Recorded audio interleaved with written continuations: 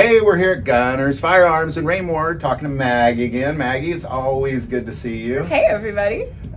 Hey, something we were talking about last night, actually, when I was up here, that Brian talked about. Maybe he can come and speak to this a little bit.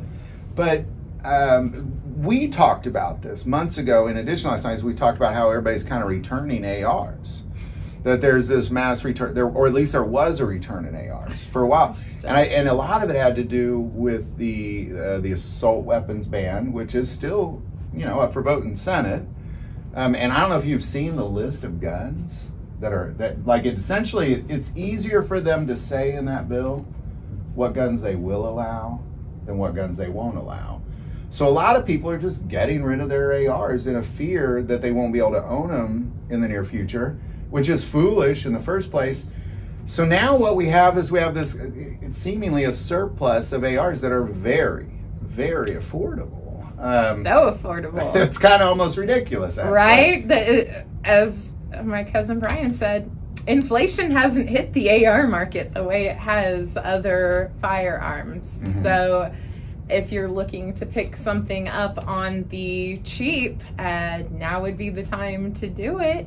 Yes. Because you can find stuff in the $400 price range, and people are like, oh, I remember when XYZ happened, or several years ago I bought one, and I spent almost $1,000 to buy this, and you're telling me I can get another one and it's only exactly like it, and it's only going to be like $400, $500? Right. Yeah, I'm in. So. Well, and I think that fear, because I think it's a fear. It's fear-based. It's fear-driven. So it's really fear has, if I understand this right, driven the price down. Is really kind of what's taking place. Is people are afraid well, I don't want to buy that. They're just going to take it from me.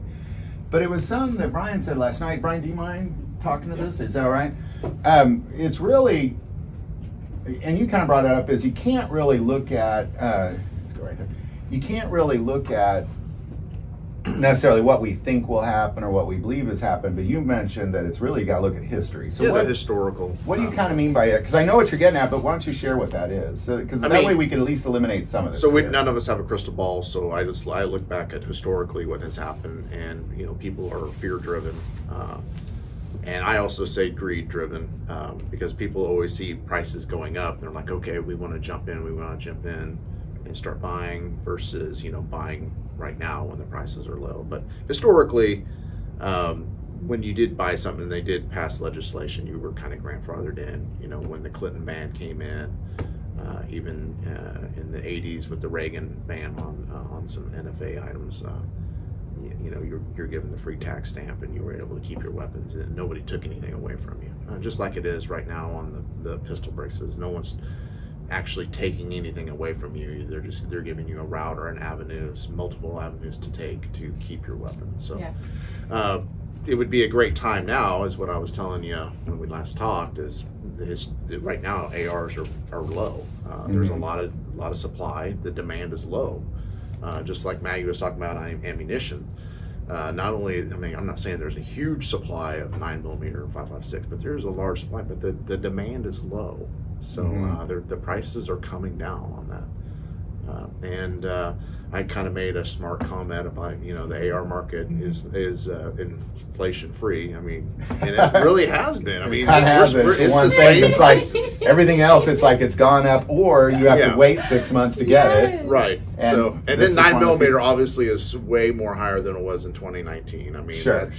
But the ARs they're the same price, of sometimes cheaper than they were in 2019, which was a great time to buy in 2019. Yeah, it really was. You probably know, well, I'm sure you know a lot more about this, but when the original weapons ban took place in the Clinton era, and there was kind of this idea, like sometimes I'd come into a gun store and there'd be an AR and they'd say, oh, that's a pre-ban, which made it more valuable.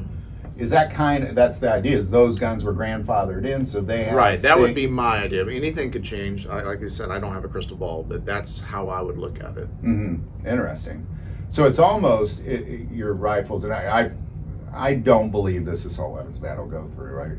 I pray it does not, mostly because the list of guns that they say will be acceptable, and this is all long guns, is a pretty short list. I don't know if you've seen that list. It's in the weapons ban. if you go to the writing of the bill, it'll say, here's the weapons that won't be banned. The long guns that won't be banned. And it's like Benelli shotguns, bolt rifles, anything that has a pistol grip, magazine, it's all gone off of there. The most aggressive rifle I saw in there was an SKS, but it has to have the fixed 10-round magazine in there. It was really a terrible list. So I pray it doesn't go through, but I think it might be smart to, if you were a wise person, kind of like if I could go back in time, I certainly would have bought Bitcoin about 20 years ago. So knowing that if these things possibly did get banned, it really is good timing to buy them right now. Yeah, it is. Yeah. So awesome. yeah, move them. Yeah, stock up while you can. There's always the woulda, coulda, shoulda. Now's the time to woulda, coulda, shoulda. That's it. While right. you can still afford it, while they still exist, you better get your hands on it. Because those pre-ban rifles, they're always, you just say pre-ban and it adds $1,000 to it, is what it seems like. And I don't even know what that even means. I know what the idea is, but well, yeah, back in the when Clinton did that in the 90s, that was just bizarre. You guys, thank you so much. I always appreciate you letting me come and visit you at Gunners. Love this place. We like you, Mark. Well, thank you. I appreciate it.